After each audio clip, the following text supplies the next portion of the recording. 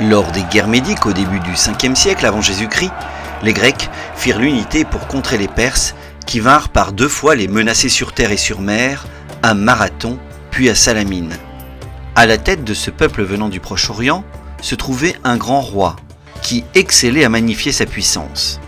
Le souverain n'avait pas une mais 3 capitales, et parmi elles un joyau, Persépolis, construite au pied de la montagne de la Miséricorde dans la plaine de Mardasht.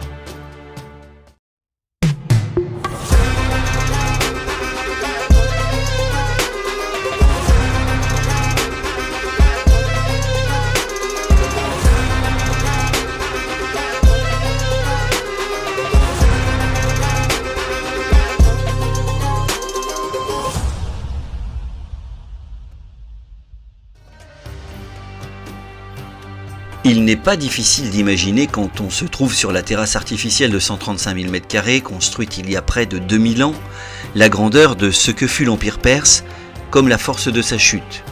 Les toits en bois, les briques rouges, la polychromie des lieux, tout cela est évanoui. À travers les vestiges en pierre restés debout, le visiteur est désormais forcé de reconstituer, d'élaborer, de retracer un passé fragile et qui se voulait pourtant éternel.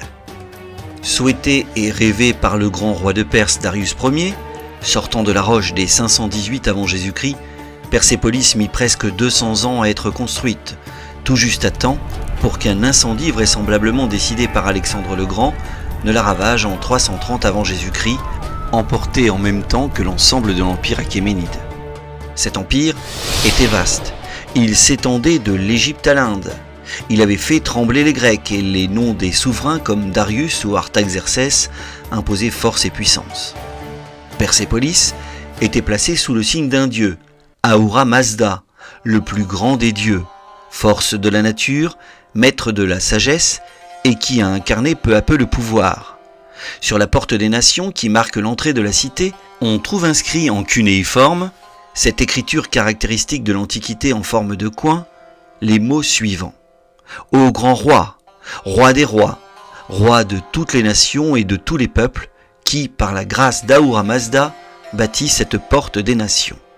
Souvent représenté sous la forme d'une figure ailée, entouré en son centre d'un disque solaire, le dieu était le garant du pouvoir achéménide et de sa prospérité. Persépolis est devenue la ville berceau de style royal. Tous les peuples de l'Empire l'avaient conçu.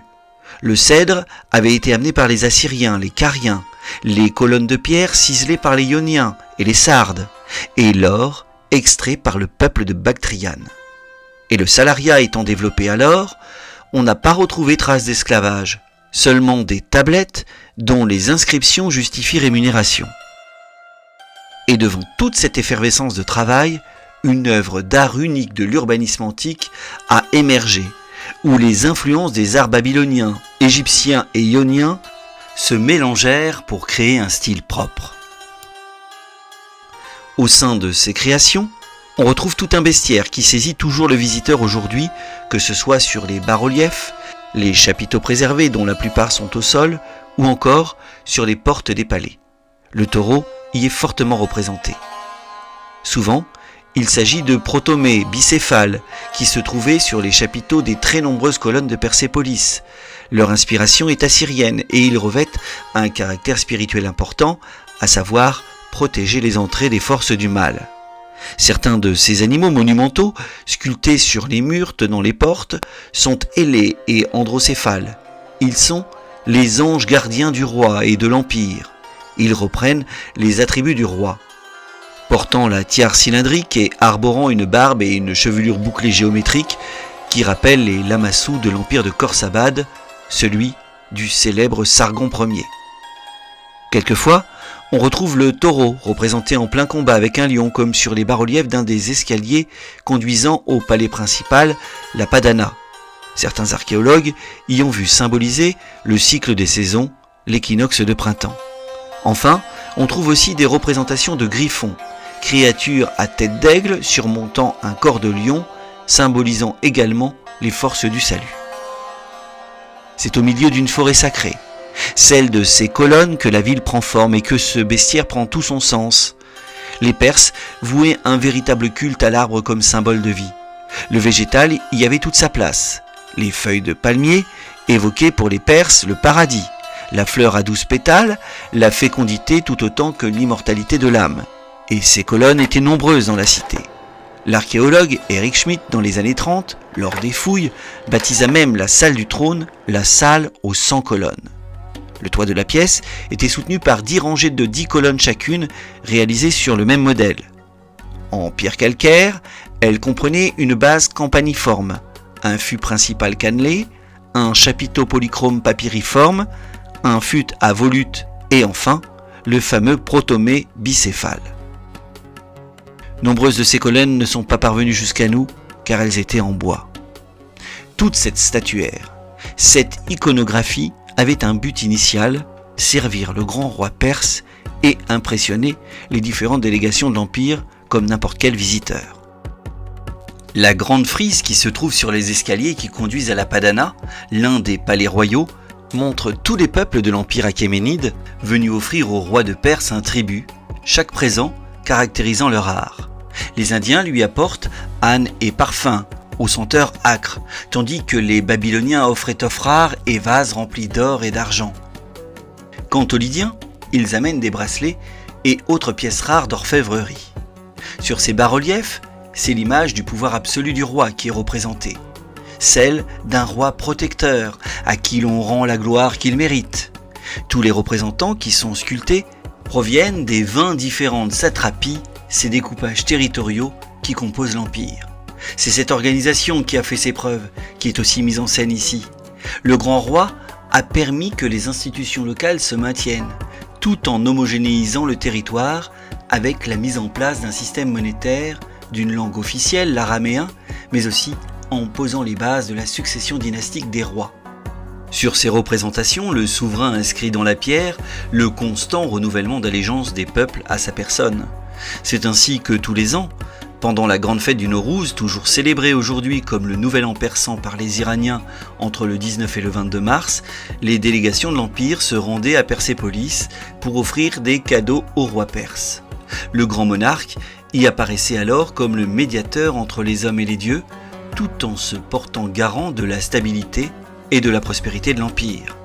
À Persépolis, on écrit le pouvoir, on le dessine, on le façonne et on le rend aussi durable que la pierre. Les inscriptions écrites en 3 langues, élamite, araméen et babylonien, sont des textes servant les rois. Sur la façade est de la Padana, on trouve un hommage appuyé rendu par Xerxès à son père pour les travaux entrepris.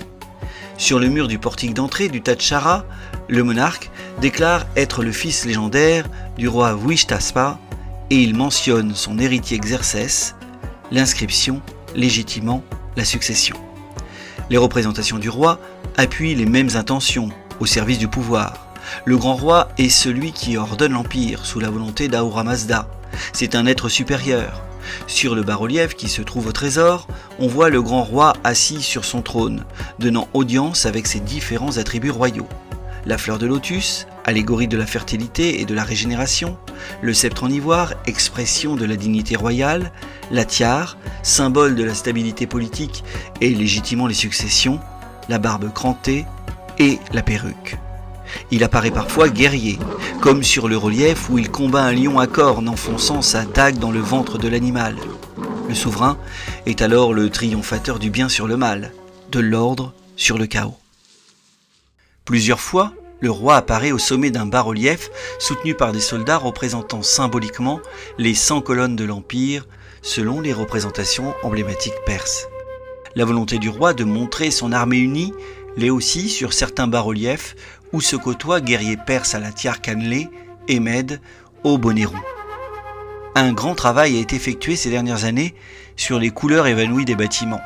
On retrouvait surtout le blanc, représentant l'autorité du prêtre roi, le rouge, la force physique du souverain, ou encore le bleu, la postérité en la figure du monarque agriculteur. Surtout, les bâtiments étaient là pour rappeler la grandeur du pouvoir achéménide. Il ne faut pas douter que le visiteur devait être subjugué en arrivant à Persépolis. Du double escalier monumental menant à la porte des nations, du couloir des processions à la salle aux 100 colonnes, avec un ensemble palatin conséquent de la Padana au Tripylon en passant par le Tadchara, ce sont autant de résidences royales majestueuses, aux colonnes sculptées, aux dimensions impressionnantes et aux décors riches qui s'imposaient aux nouveaux venus comme prouesse architecturale. Mais la partie la plus intéressante, celle qui a fait progresser la recherche autour de Persépolis, vient peut-être du trésor. Composé de 100 salles de tailles différentes, l'ensemble avait une double fonction. À la fois, il servait d'entrepôt pour l'or et l'argent et pour les marchandises de manière générale, tout en étant un dépôt d'archives conséquent pour l'Empire perse. Pas moins de 4500 tablettes ont ainsi été retrouvées à cet endroit où sont consignées les opérations de collecte, de stockage ou de distribution de l'Empire. Ces trouvailles ont permis d'infirmer ce qu'on avait cru depuis fort longtemps, à savoir que Persépolis n'était qu'une simple ville rituelle commémorative. L'organisation de la cité apporte elle aussi des éléments pour amener à penser que la ville ressemble bien plus à une capitale administrative et économique que simplement religieuse. Ses fortifications d'abord. Selon Diodore de Sicile, la ville aurait été ceinte de 3 murailles pouvant aller jusqu'à 27 mètres de hauteur. Par son alimentation en eau très sophistiquée, avec l'utilisation d'aquifères conséquents et la présence d'un réseau souterrain de 2 km de canaux facilitant la distribution et l'évacuation des eaux. Même au-delà de la ville, on a trouvé des lieux de vie importants, certainement pour les garnisons comme pour les ouvriers, qui permettaient à la cité de rayonner.